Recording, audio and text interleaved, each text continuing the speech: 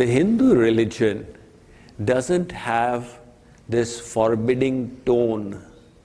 You do this or you will go to hell. You do this and you will go to heaven. The Hindu religion just makes you aware of the consequences of actions. So it doesn't forbid you from meat eating, but it tells you the consequences of what you eat. The Bhagavad Gita talks about 3 kinds of foods. There are foods in the mode of goodness, foods in the mode of passion, and foods in the mode of ignorance. Foods in the mode of goodness are those, the natural stuff that God has created for humans, the vegetables, the fruits, the milk of the cow, the grains. When you eat these, your body becomes healthy, your mind becomes calm and peaceful, and your inner being becomes conducive to enlightenment.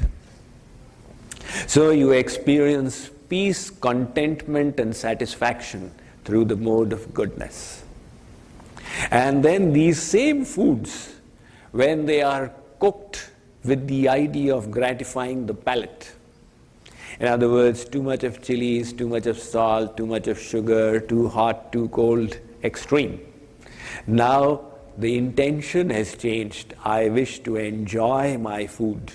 It comes into the mode of passion.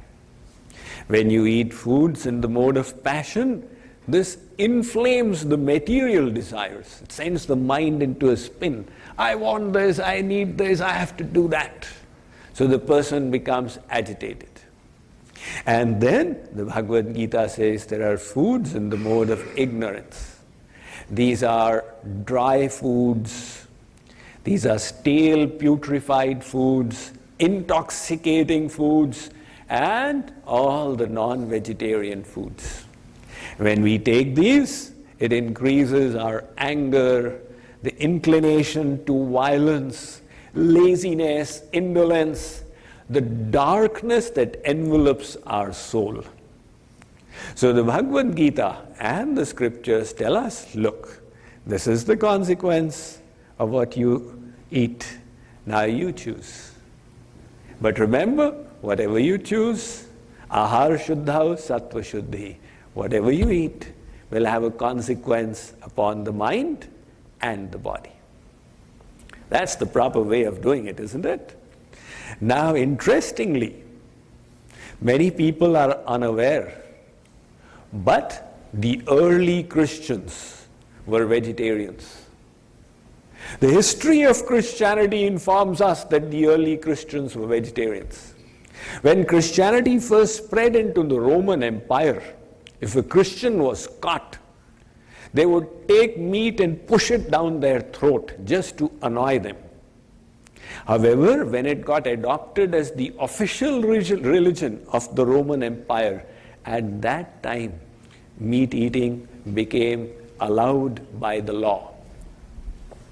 Yet, noble thinkers, even in the Western world, have naturally gravitated to vegetarianism. The age of Enlightenment philosophers in America, Ralph Waldo Emerson, Henry David Thoreau, they were vegetarians. Benjamin Franklin was a vegetarian. George Bernard Shaw, Bertrand Russell, Leonardo da Vinci, whose IQ was estimated at 230, one of the highest ever. They were all vegetarians. The early Buddhists, the primary teaching of the Buddha was vegetarianism. Right? Now, you don't find too many Buddhists following it. But that is the pure teachings of their scriptures. So Hinduism is not the only scripture or only religious tradition that talks about vegetarianism. It has been practiced around the world.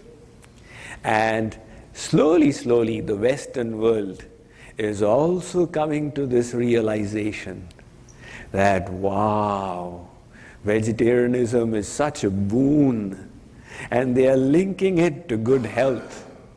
It's a medical fact that meat eaters have a 200% chance of catching cancer compared to non-meat eaters. And why is that? Meat putrefies so rapidly. So it needs to be expelled quickly. That is why the carnivorous animals have very small intestines. It comes in and quickly it goes out. The human intestines are 10 times the body length. When meat remains in the system for so long, it causes disease. This human body was made herbivorous. It was not made carnivorous. If you see our teeth structure, we got molars all the way for grinding. The carnivores, they've got incision teeth, for cutting the flesh. They don't have molars. And humans have got molars all the way. The carnivores only do linear motion of their jaws. And the herbivores, they can do bidirectional and grind their food. So if you see biologically as well, we humans were made to be herbivores. Nevertheless, the Vedas say that it is a choice that you make based upon what your goals and aspirations are.